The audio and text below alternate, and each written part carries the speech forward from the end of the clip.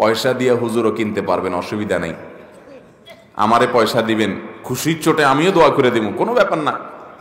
কিন্তু মনে রাখবেন, জান্নাতের মালিক আল্লাহ রব্বুল আলামিনের চোখে ধুলি দেওয়া যাবে।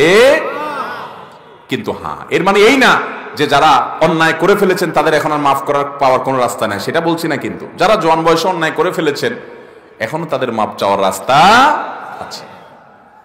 আমার এক পরিচিত হাজী সাহেব আছেন, এখনো বাইচে আছেন, অনেক বয়স হয়ে গেছে।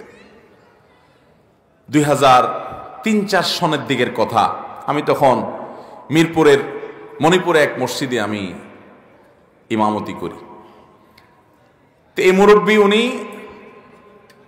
উনি ছিলেন একজন সরকারি কর্মকর্তা, পদের নাম বলবো না, বড় সরকারি কর্মকর্তা ছিলেন। তো উনি আমাকে একদিন এসে বলতেছেন, হুজুর বড় বিপদে আছি। আমি কি বিপদ? তো বলে যে আমার ছেলে মেয়েরা সব আমাকে পারলে খায়, মারতে আসে। কারণ আমি কয়দিন পর পর একটা জমি মাদ্রাসায় দিয়ে দিই, একটা মসজিদে দিয়ে দিই, একটা গরিবদেরকে দিয়ে দিই।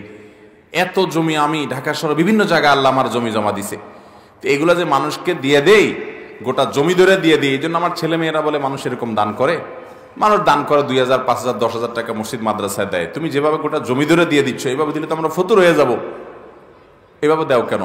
কারণ ছেলে মেয়েরা সব আমার বিরুদ্ধে খেপা, আমি কি করব? তো আমি বললাম, ছেলে মেয়ে যে খেপা এটা তো যৌক্তিক, তাদের খেপার কারণ আছে, আমি তো তাদের পক্ষে। আপনি এত দান করেন কেন? এত দান করতে তো আল্লাহ বলেন নাই।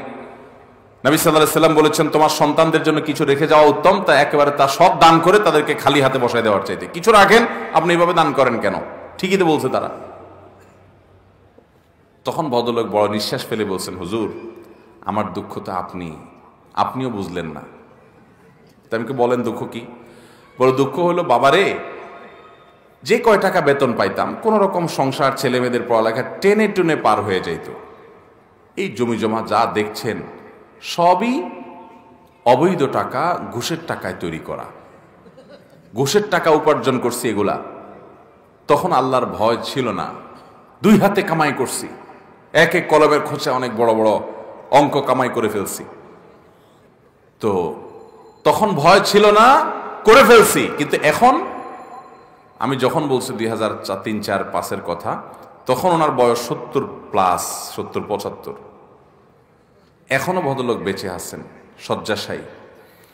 তো তিনি বলছেন যে, বাবারে এখন তো আমি সকাল বিকাল শুধু কবর দেখি সামনে।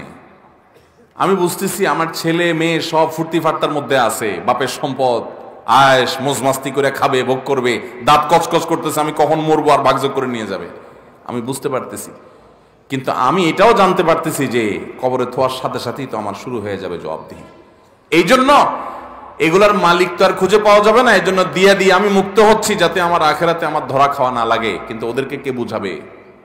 এগুলো তো তাদেরকে বলতেও পারি না যে এগুলা সব আমার না, এগুলো সব মানুষের। আস-সুন্নাহ ফাউন্ডেশন, উম্মার স্বার্থে সুন্নাহর সাথে।